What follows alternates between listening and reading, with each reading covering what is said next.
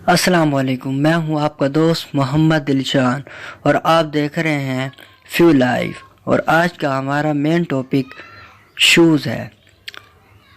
Shoes जूते बनाने वाले जूते, सैंडल, क्लोज और मोकसैन समेत बहुत से जूते साइज सामान तैयार कर सकते हैं। इस तरह की अशिया आमतौर पर चमड़े, लकड़ी, रबड़, प्लास्टिक, जूट या दीगर पौधों के मादे से बनी होती हैं और अक्सर इस्तेहकाम के लिए एक से ज़्यादा पर मुश्तमिल होते हैं। चमड़े के ऊपरी पार्ट ज़्यादा हसास हिस्से में सिली होती हैं जो तिजारती जूते बनाने में मशगूल है। इनमें कोड विनर और मोची के कारोबार शामिल हैं। आजकल जूते अक्सर एक दस्तकारी की बुनियाद की बजाय हजम की बुनियाद पर बनाए जाते हैं। जूते की तारीख रवायती तरीके ज़्यादातर तारीख के लिए जूतियाँ बनाने का काम एक दस्तकारी रहा है जो हाथ से वक्त साजी की तैयारी तक ही महदूद है। रिवायती जूते बनाने वालों ने जूते बनाने के लिए 15 से ज़्यादा मुख्तलिफ तकनीक का इस्तेमाल किया है। इनमें से कुछ ये थे: पेजिड कंस्ट्रक्शन, अंग्रेज़ी welted, Goodyear welted, Norwegian slide down, turn out, German सिलाई, मोकासीन, बुलंसी सिलाई और ब्लैक बंद।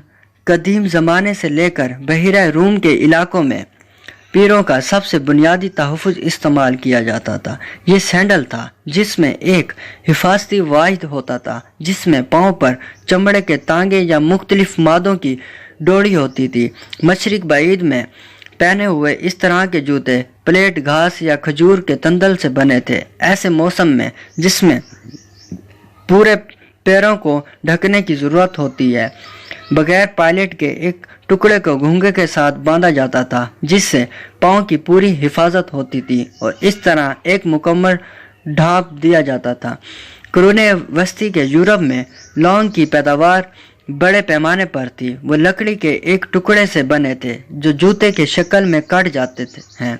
इस शक्ल का एक शक्ल लकड़ी का वाहिद था जिसमें चमड़े के ऊपर का जोड़ा लगा हुआ था। वाहिद और हील मेपर या राख के दो टुकड़ों से 2 इंच मोटे टुकड़े से बनी थी जो जूतों के मतलूबा साइज से थोड़ी लंबी और चौड़ी थी।